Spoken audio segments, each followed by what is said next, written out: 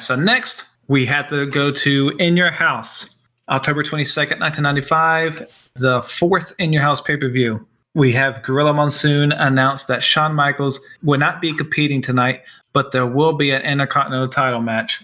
Wow. Shawn Michaels will have to forfeit the title to Monsoon in the ring, and Dean Douglas would then be awarded the Intercontinental Championship, and he would defend it against Razor Ramon. For the first match of In Your House, we have Fatu versus Hunter Hearst Helmsley. They recap the feud, and the feud was pretty much over Triple H spraying his cologne in Fatu's face, and he was not too pleased about that. Of course, when you do that, you have to fight at a pay-per-view, right? Yep. Which plays into Triple H goes to spray Fatu with perfume, but Fatu hits Triple H before he can do it. This was a back-and-forth match. Fatu gets a fair amount of offense, and Fatu is a pretty good athlete for a man his size. So even as Fatu, he loved flipping when he got clotheslined. Yeah, always. It did. Oh man, so it's just funny to see. Like, some things never change. And one thing I did not know was Fatu or Rikishi did a cutter. Hunter Hearst Helmsley wins the match with the pedigree. Jerry Lawler interviews Triple H after the match. Triple H says he didn't even want to touch Fatu due to his stench because he's playing that blue blood Connecticut gimmick. And then Henry Godwin comes out threatening to throw the slop on Triple H. You know I found one that's even dumber than that one. What? It's Bradshaw's. Oh yeah, so, when he's like dressed in hot Bradshaw, he does like the Texas it's horns. So bad. Yeah, and he does that noise. I was like, dude, it's so dumb. He was trying so hard to get that burly Texan character over, and no one was having it. But after this match, also we go to Doc Hendricks. Cornette says the Bulldog will win the title tonight, because why wouldn't he say that? And then Bulldog says he will beat Diesel like he beat him last week on Raw. So he's going to do it again tonight. And then the next match we have is a tag team championship match. The Smoking Guns versus Razor Ramon and the 1-2-3 Kid. Okay, before the match, of course, Kid and Razor are having some issues. So Razor says, hey, we got to put those behind us for this match, okay? So they agree to put the issues behind them. And the crowd is really into Razor Ramon here, which why wouldn't you be? You should be. That there was a cool spot where Razor Ramon, he calls it the sack of shit move, but essentially it's the thing where he throws the dude over top of his head. He throws 1-2-3 Kid over his head in that fashion, and he flies into Bart Gunn. I thought it was a pretty cool spot. Yeah, sometimes that works. Other times it looks like Braun Strowman and Ricochet. Yeah, this one worked out a little bit better. What I thought was interesting about this match was the Smoking Guns kind of played heelish during this match, and so I thought that was going to lead to a heel turn. But I mean, I think they got hurt. Or well, one of them. Yeah, Billy Gunn does get a neck injury here soon. The finish is tags himself in after Razor hits Razor's Edge, and then they argue about like, what are you doing? Why'd you tag? And then 1-2-3 Kid gets cradled. Yeah, by Billy Gunn. After he gets cradled and they lose, 1-2-3 Kid starts throwing a fit in the ring, and then he attacks. This is, I would say, his official heel turn. He attacks the Smoking Guns from behind. 1-2-3 Kid grabs the titles. He's throwing a fit. He says, no, I want to be the champion. But Razor takes it away from him and hands the title belts back to the Smoking Kids, and he tries to calm 1-2-3 Kid down. So they're really teasing the heel turn for 1-2-3 Kid that really Razor should have seen a mile away, but he doesn't. The next match we have is Marty Jannetty versus Goldust. This is Goldust's first match in the WWF. Goldust has a big entrance. They spared no expense on his entrance here. Glorious, man. This early Goldust is great. Goldust wins this match with a front suplex. Yeah. Really, like as a finish, like, oh, you don't see that about that. I mean, I know Goldust early on loved that dang first front suplex. My only note on this match is that Goldust does not play into his androgynous nature. Remember, I said they're not really playing into the sexual thing with Goldust yet. So this is really Goldust as tame as you're ever going to see him. He more seemed like he had a bad temper. I thought Jannetty got too much offense. I have here, that was a back and forth match, and Jannetty, he had long stretches of the match where he dominated, and I didn't like that. Yeah. So Goldust wins. Remember, this next match was supposed to be King Mabel versus Undertaker, but Undertaker's face is broken. So it is King Mabel versus Yokozuna. I think Gorilla Monsoon put the match together to punish them for hurting the Undertaker. And then Cornette gets a promo complaining that Gorilla did this on purpose to instigate and cause friction between Mabel and Yokozuna. And I thought this match was extreme. It was bad. Both wrestlers are missing moves. They spill out into the ring, and then it ends a quick double count out. And then they stare at each other down, and then they're just separated. But they get separated by the managers. The managers talk to them, and then they hug it out. We both hate the Undertaker, but Undertaker, his return is announced for Survivor Series. So next, going to the Shawn Michaels forfeited the Intercontinental title. He actually comes out, and then you see the black eye. What happens is Shawn tries to hand the title over, then Dean Douglas snatches it away. It's hilarious. I noted that too. That's funny. And then I have Shawn Michaels dejectedly leaves the ring. He looks so sad. Yeah, that look he gives as he's leaving. He's just sad trombone. Mm-hmm. So now we go to the true Intercontinental title match. It is Dean Douglas versus Razor Ramon. So Razor Ramon is going to win this match and become the new Intercontinental champion, but not without controversy. Razor Ramon hits a backdrop on Douglas, but Dean Douglas's foot was underneath the ropes during the count. So he should technically not have lost that match. I can tell you the last time I saw a backdrop be a finish. Right. I don't think he does it in this match, but I think it's in a future match possibly. When Razor Ramon hits the Razor's Edge on Dean Douglas, which, in case someone doesn't know, these two did not like each other in real life. So there's a lot of heat between them two. I think nobody liked Douglas.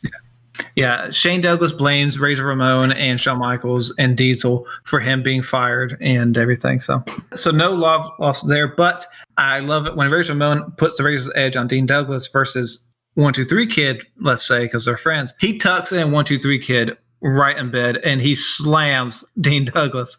Yeah, he does. Yeah, he man, if he likes you, bring a blanket and a pillow. You're going to get tucked in just right. If he doesn't like you, he's going to turn to your and that's his border toss. No one wants that. But now, going to our main event is the WWF Championship match, which is the British Bulldog with Jim Cornette versus Diesel, who is the champion. Bret Hart comes out before the match to join commentary. The only notable spot is really the ending. Yeah. Bulldog works over Diesel's leg most of the match, and then he does his recovery spot, and then we get to where Bulldog gets near Bret Hart, and then I think Bulldog smacks or hits Bret Hart, then Bret Hart beats him down for the DQ. So the match is, it's not bad, but it's kind of boring. But anyways, we get the more interesting story of at the Bulldog / Bret Hart, like you said, Bret Hart attacks him, causing the disqualification. Diesel then argues with Bret Hart after the match, and Bret Hart and Diesel start punching each other while referees and other wrestlers had to separate them. So now it looks like we're going to get into a much more interesting match of Diesel versus Bret Hart. Yes. It's just Diesel and Bulldog are people that need an opponent that can kind of do some of the heavy lifting. So that is it for In Your House. So now we're going to the October 23rd of 1995. We'll go WCW. Pepe's outfit of the week. He's kind of dressed as a denim cowboy. So very 90s of you. So our first match is Macho Man versus Kurosawa. The winner is Macho Man. This match, Kurosawa was working Macho Man's injured arm because I believe he had an injury in real life too. Yeah, I think. That dude, his arm is hurt for like pretty much the whole time we're watching. It's always taped up. After the match, the lights flicker and the father of the Dungeon of Doom, I forget his name in the group, but he's the big fat guy in the chair. He appears and says that the insurance package has been delivered, and we see an iceberg on the stage. And he says the Yeti is in there. The Yeti. And then the giant who is standing next to him then says he will show that he is the one true immortal of the WCW. He said that line like 5 times those weeks. He really likes that one. After that match, we go to Mean Gene in the ring. He brings out Hulk Hogan. Hulk Hogan says that he will beat the giant, and after he does, he may keep the all-black look. And says that after he is finished with the giant, he will face all challengers, and says if it's Sting, Macho Man, or Luger, if they want a shot, they need to figure out who is it going to be between them, and then they can face Hogan. He calls them dogs. Then Hogan refers to himself as the bad guy. He's trying really hard to be cool. The dog line comes back into play almost a year later, so they actually continue that phrase for a while. Yeah, but Hogan's just really trying to be the cool bad guy. He's dipping his toes in a heel turn. Yeah, he's testing the waters. Do you want to go over the Raw one? So it begins with the 20-man battle royal for the number one contendership and Intercontinental title. My first note was I had no clue King Kong Bundy was still in the WWF in '95. Yeah. The last two were Owen Hart, Mario Jannetty, and the crowd was like pretty into Jannetty at this time, and it's just I just do not get what people saw in Jannetty. Yeah, I have a note here that says he was the crowd favorite, which like you said, I just don't get it. He just gets absolutely nothing for me. So the finish sees Bulldog come out and attack Mario Jannetty, and he throws Jannetty back in the ring after Jannetty fell through the middle rope, so he's not out. But then Owen Hart wins by tossing Jannetty out over the top rope. And the match is announced for next week. So next week we'll have Owen Hart versus Razor Ramon for the Intercontinental title. And Owen, he cuts a promo post-match, so basically just saying he'll beat Razor for the title, and then he uses Bret Hart's catchphrase. Yep, he says Razor Ramon will find out who the real bad guy is. And then we also get announced Bret Hart versus Diesel for the WWF title at Survivor Series. Then it cuts to Doc Hendricks going over to the lineup for Survivor Series, but then it also notes it cuts to Ahmed Johnson cutting a promo. And I listened to this promo like 3 times. I do not understand a single word he says this time. Well, I'm usually pretty good at deciphering what Ahmed says, but this one, I couldn't have figured it out. I was able to decipher some because I have a note here that says he has Shawn Michaels back and that Sid and Bulldog better not stab them two in the back at Survivor Series because they're going to be on this, all 4 on the same team. Wow. I don't know how you interpreted that.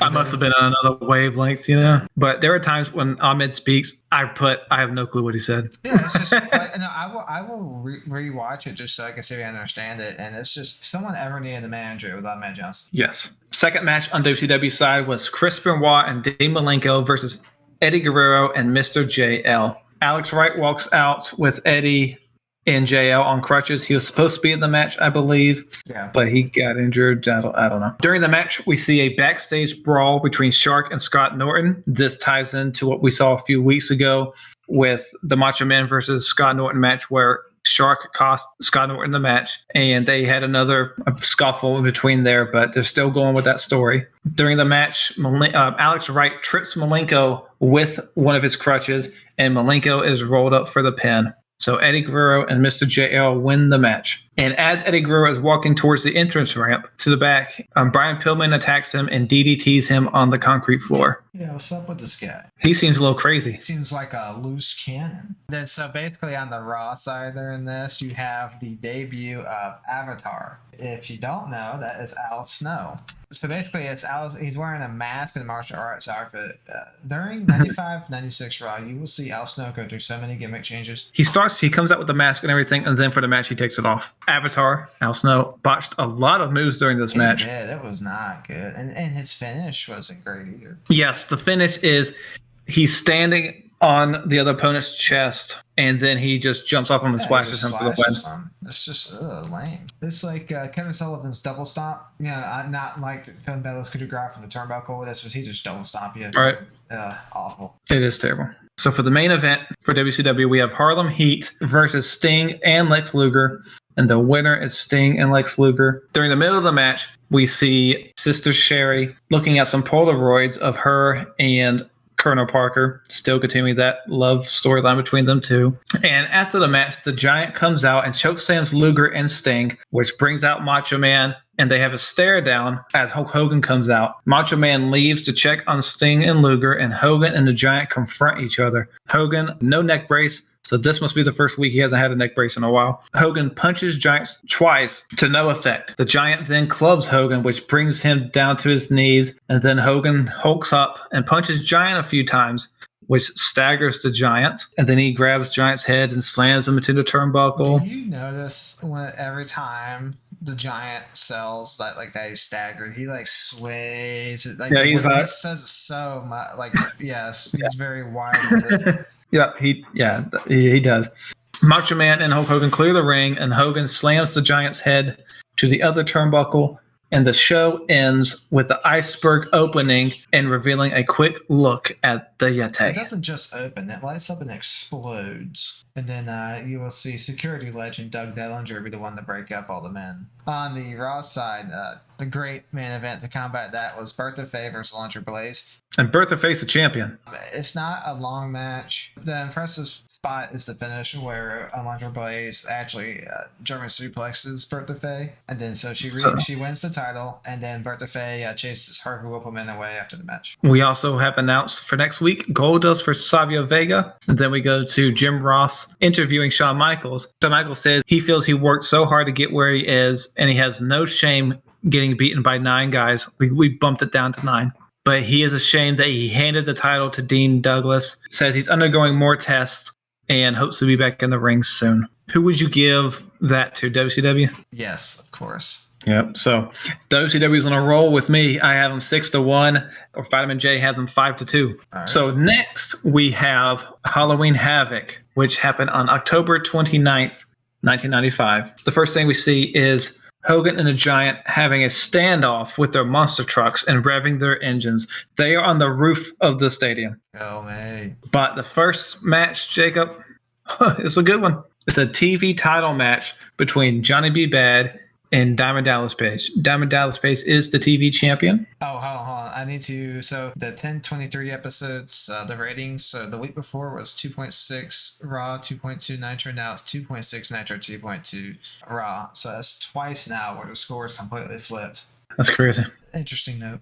All right. Anyway, back to. So the reason these two guys are feuding is because John B. Bad was supposed to be in a United States title match, I believe, on Saturday night, but he missed his match because he had multiple flat tires, and Johnny Bad eventually finds out because Max Muscle accidentally says it. It's revealed that Diamond Dallas Page slashed his tires for what reason I don't know. Because so when Johnny Bad finds out, like when he realizes that they were the one that did it, he does a huge wind up and then he punches. It's hilarious how big this wind up is. He's like, you said blah blah blah, punch. I just thought it was funny. So during the match, Johnny Bad comes out, but it turns out it's not really Johnny Bad. It's a decoy because he attacks DDP from behind to kind of get at him for So during the match, the commentators revealed that Flair is injured and may not make it to his match. Oh well, he just got Sting to accept. Oh man, what's gonna happen there? Is Flair up to something, do you think? I didn't know. Maybe, and then gotta find out. And then after Johnny Bad hits a flying double axe handle on DDP, and then he motions to Diamond Doll to give him a 10, because Diamond Doll and DDP had this gimmick going where she would display a 10 card after DDP his moves, and then Diamond Doll does give Johnny Bad a 10. So DDP is not gonna. Max Muscle was not happy when she did that. No. But Max Muscle accidentally hits Diamond Dallas Page, and I'm like, how does that not cause a DQ? Yeah, true. And because as I said, I have actually in parentheses, I said Max Muscle goes to hit Johnny Bad, but misses and hits Diamond Dallas Page instead, parentheses, in front of ref. Not sure how that's not a DQ. In full view of the ref. How is that not a DQ, even if it's an accident? Yeah, that was questionable. But Johnny Bad gets the victory, and Diamond Doll has a huge smile on her face. Hold on. She's with DDP. She shouldn't be smiling when he loses the title.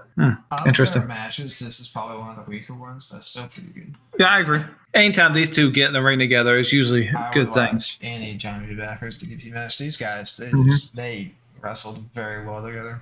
All right, so the next match is God, the Zodiac versus Macho Man. Oh no! I will note, Zodiac does come out to if you're a big wrestling fan, you will know to recognize Zodiac's music as Rey Mysterio's theme. That the theme they will use for Rey Mysterio. Not much to this match, but something very interesting happens. A fan jumps over the barricade and tries to attack the Macho Man, and the ref is barely able to grab her. Yeah. So that was interesting. That was not planned, clearly. Yeah, because at first I thought it was going to be like, I thought it could have been like a angle, but then obviously they weren't trying to pay any attention to it. So this match was supposed to be against Kamala, who he was having a contract dispute with WCW at the time. So the storyline reasoning is that Kamala told Kevin Sullivan he was afraid of Macho Man, and Kevin Sullivan said, "Go back to Uganda." That's legit it. It was a quick match. Macho Man wins with an elbow drop. So to remind everyone, Macho Man won his match. So if Lex Luger wins his match, then those two will face each other later on tonight. But Luger's going to wrestle Meng, and if you remember, Meng had just beaten Luger. He did. After this match, Mean Gene is interviewing Johnny Bad about his big win, and Johnny Bass says he achieved his dreams and tells the fans dreams do come He true. was playing up the motivational speaker role. Yep. Which it's fitting because that's what he does today. Yes, yeah, he was clearly very apt at it. Yeah, clearly he had a passion for it. But next is Hawk versus Kurosawa with Corona Parker. The winner, again, is Kurosawa. Remember, Kurosawa broke Hawk's arm, so Hawk is supposed to get revenge. They pushed Kurosawa for like a little bit, and then he pushed its gears. I guess he goes back to Japan. After the match, Mean Gene interviews Macho Man, says, 1 down, 1 to go.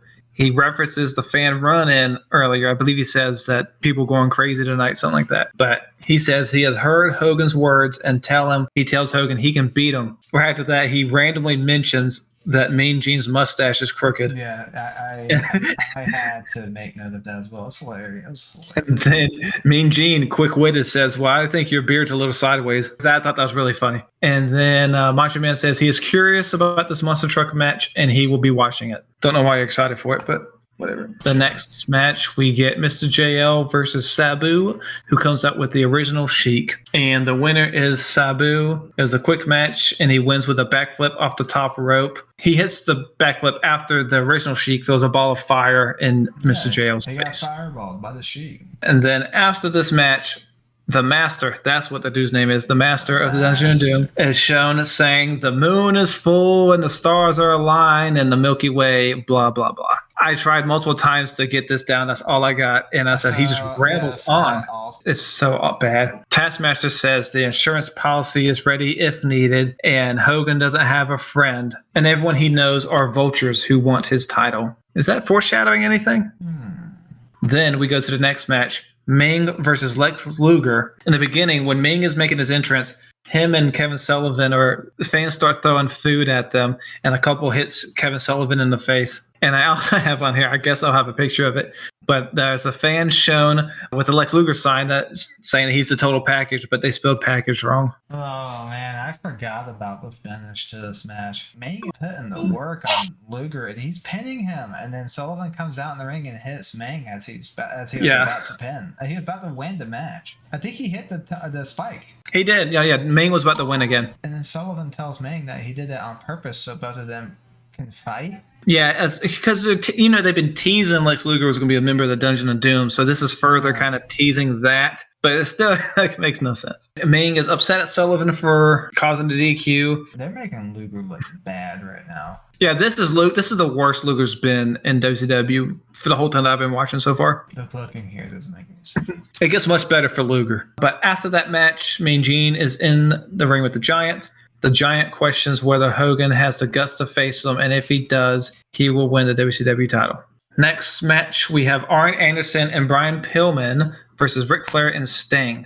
Ric Flair does not come out for the match, so Sting starts the match all alone. Eventually, like in the Flair match, the numbers game takes advantage over Sting, and eventually, Flair runs in with street clothes on. Yeah, the rush get over there. They take a long time to get the hot tag to Flair. As soon as he gets that hot tag, he decks Sting, and it's hilarious. Immediately, he does I think a little strut and then turns around and bop. Yeah, he turns on Sting immediately. Absolutely immediately. This is just evidence, surmounting evidence that Sting is a moron. So yes, it was a ruse all along. Flair was playing with his mind, where he joins back with Arn and Brian Pillman.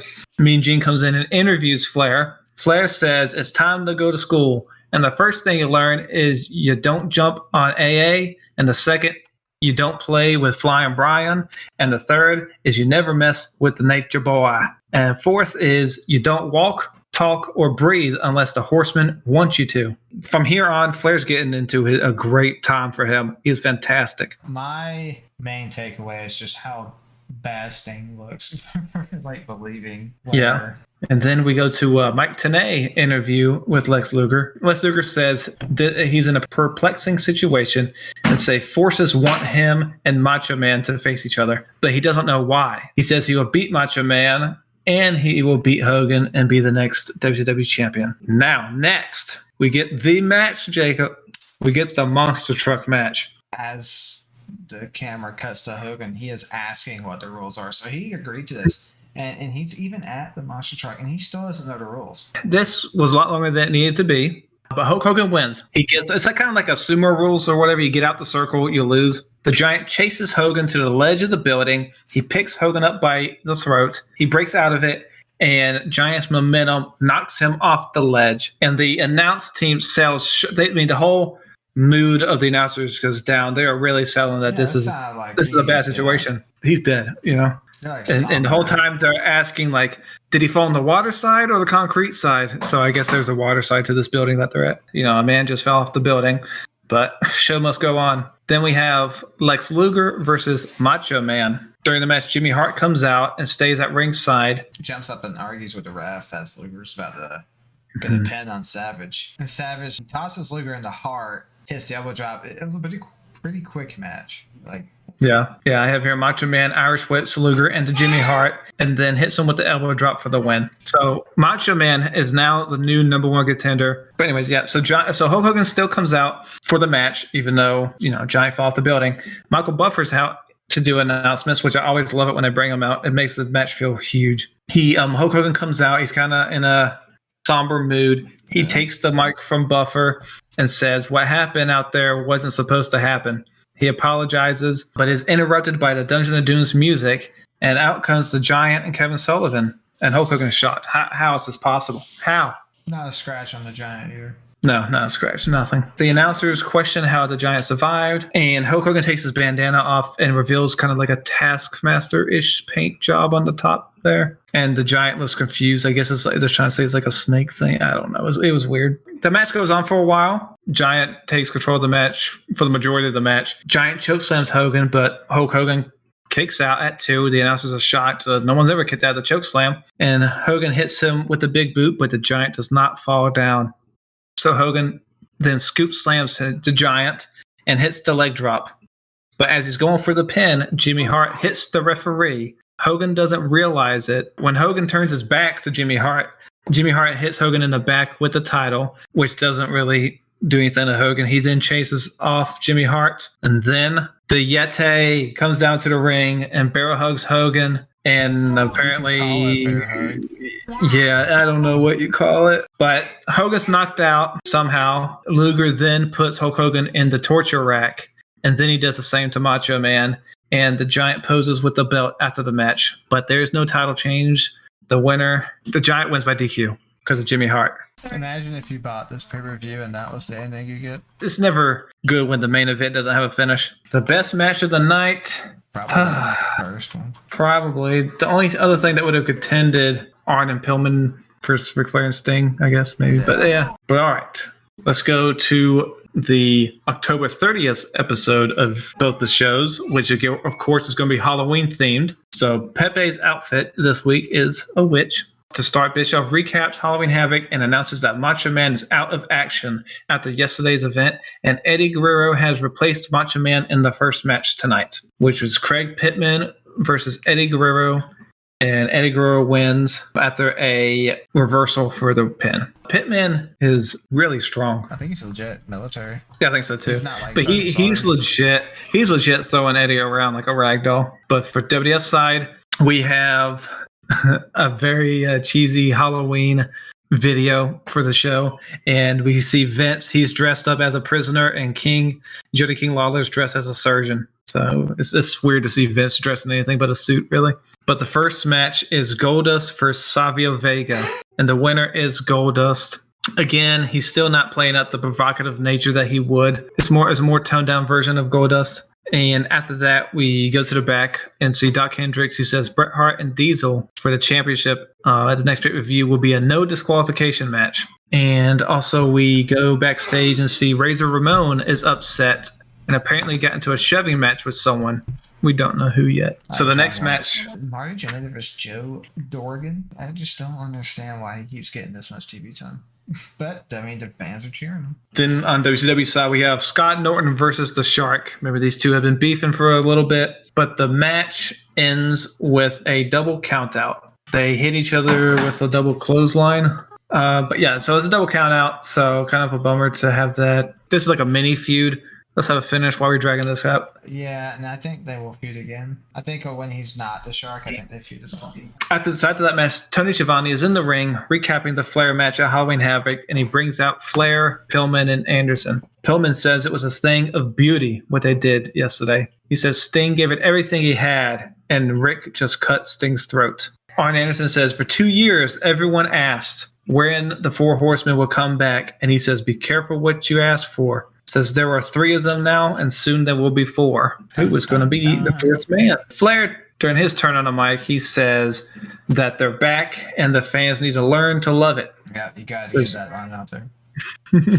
Says Sting is like a lot of women they deal with. They tell you what they want to hear, do what they want to do, and if you don't like it, then the Horsemen will be in town ready to go to work. WWF also has a promo segment here. He is in the ring with Cornette and the British Bulldog, but Cornette says Bulldog continues to be looked over, and he should be in the WWF title match instead of Bret Hart. So because Gorilla said the winner would be in the match, and technically the Bulldog was the winner by disqualification. McMahon says, oh, but he meant the holder of the WWF title. So Clarence Williams comes out and says WWF is contractually obligated to put Bulldog in the WWF title match. And then Cornette says Gorilla Monsoon is out to get him and his team. But he also had a good point. I mean, he was the winner. The contract never stipulated that he had to win by pinfall. I think Cornette and Mr. Clarence Mason made a good points.